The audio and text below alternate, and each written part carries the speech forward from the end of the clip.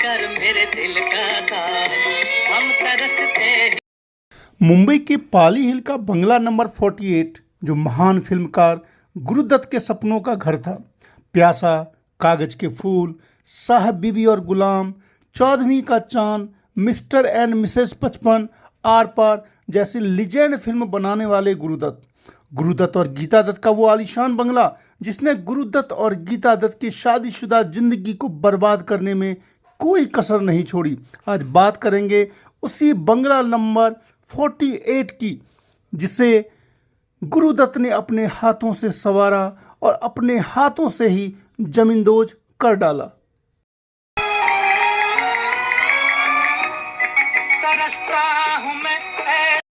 1950 के दशक में मुंबई के पाली हिल में ज़्यादातर फिल्म स्टार लोग ही रहते थे। दिलीप कुमार, देवानंद, मीना कुमारी, इन सब के बंगले वहाँ थे। देवानंद के पाली हिल बंगले पर गुरुदत्त अक्सर आते जाते रहते थे। इधर गुरुदत्त की बहन ललिता लाजमी और गीता राय में दोस्ती भी थी। इसी दौरान बाजी फिल्म के निर्माण के दौरान गुरुदत्त और गीता राय का प्यार हुआ और शादी भी हो गई। सुन सुन जालिमा, जा जा जा जा 26 मई 1953 को गुरुदत्त और गीता दत्त की शादी हो जाती है। हालांकि गीता दत्त उस समय प्रसिद्ध गायिका थीं। गुरुदत्त साहब तब इंडस्ट्री में नए ही थे। शादी के बाद गुरुदत्त का कैरियर तेजी से ऊपर गया। एक से बढ़कर एक क्लासिक हिट फिल्म आई। गुरुदत्त साहब चाहते थे कि गीता दत्त अब सिर्फ उनकी फिल्मों में ही गाएं। Aar Paar, mister and missus 55 और प्यासा की सफलता ने गुरुदत्त को हिंदी सिनेमा के कामयाब फिल्मकारों में शुमार कर लिया था।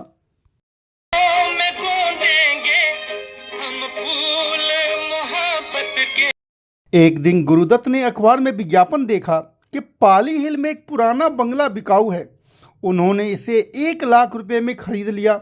बंगला नंबर 48 ये बंगला गुरुदत्त के सपनों का ठिकाना था, जिस सपने को वे काफ़ी पहले देख चुके थे।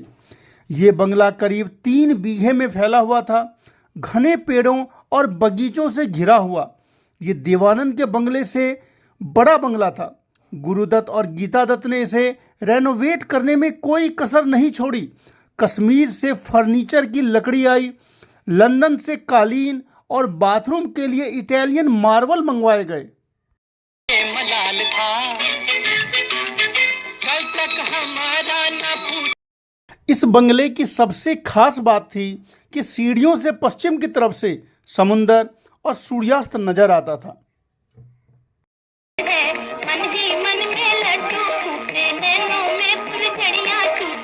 गुरुदत्त साहब के दूसरे बेटे अरुण दत्त के जन्म के बाद गुरुदत्त का परिवार 48 नंबर बंगले में शिफ्ट हो गया था।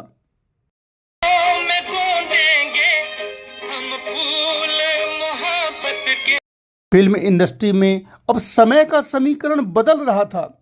लता मंगेशकर, आशा भोसले तेजी से प्लेबैक सिंगिंग में छा रही थीं। गीता दत्त रेस में पिछड़ रही थीं।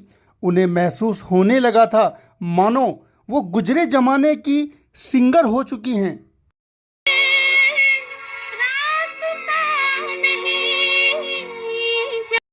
इधर गुरुदत्त साहब काम में डूबे रहते।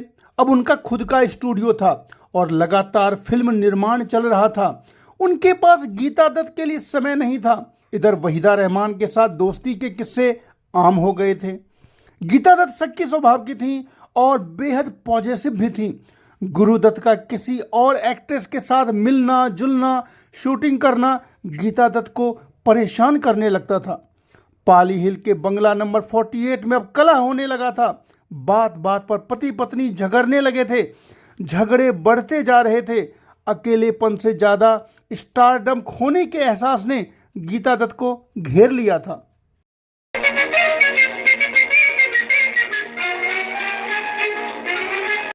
निजी और प्रोफेशनल चिंताओं से निपटने में नाकाम होकर गुरुदत्त साहब ने शराब से शांति तलाश ली थी।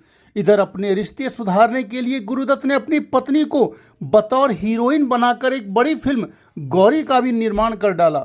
लेकिन शूटिंग के दौरान ही दोनों के बीच हुए झगड़े ने फिल्म को रद्द करवा डाला। ये दोनों के रिश्ते में बड़ा झटका था।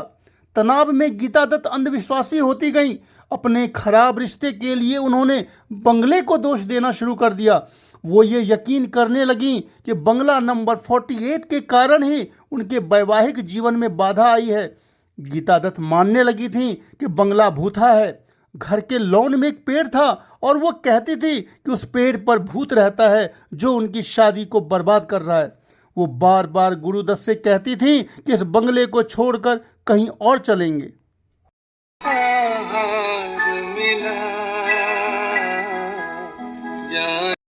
गुरुदत्त के लिए वो सपनों का महल था। बंगला नंबर 48 को उन्होंने बड़ी शिद्दत से अपने हाथों से बनाया था। लेकिन एक दिन आखिरकार गुरुदत्त बंगला छोड़ने के लिए सहमत हो गए, मगर दिल उनका टूट चुका था। वो गीता दत्त को ही दोष दिया करते थे। तनाव झेलते झेलते उसी बंगले में गुरुदत्त ने 2 बार खुदकुशी करने की भी कोशिश की। दोनों बार बड़ी मुश्किल से उनकी जान बचाई गई थी। पत्नी से झगड़ा होने पर गुरुदत्त अपनी बहन ललिता लाजमी को अपने घर बुलवा लेते थे। आधी रात को भागकर उनकी बहन ललिता गुरुदत्त के बंगले पर पहुंचती थी, लेकिन गुरुदत्त अपने दिल का दर्द किसी को बताते नहीं थे। वो बस खामोश बैठे रहते थे। 1963 में एक दोपहर गीता दत्त ने कुछ शोर सुना। उन्होंने देखा कि कुछ मजदूर बंगले की दीवार तोड़ रहे थे। उन्होंने तुरंत गुरुदत्त को स्टूडियो में फ़ोन किया। गुरुदत्त ने फ़ोन पर कहा, उन्हें तोड़ने दो गीता, मैंने ही उनसे कहा है। हम कुछ दिन होटल में रहेंगे, मैंने कमरे पहले ही बुक करवा लिए हैं।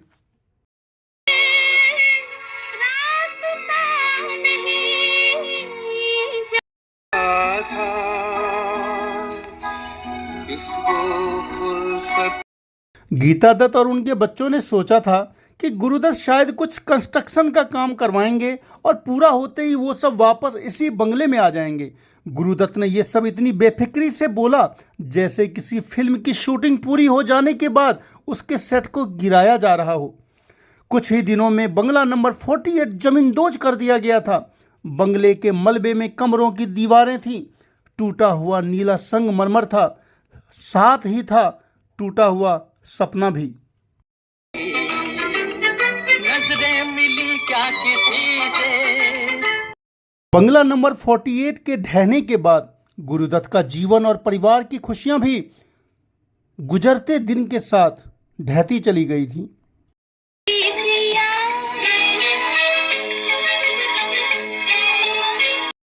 गुरुदत्त अपनी फिल्मों से अमर हो गए, लेकिन बंगला नंबर 48 का अब नामो निशान तक नहीं है।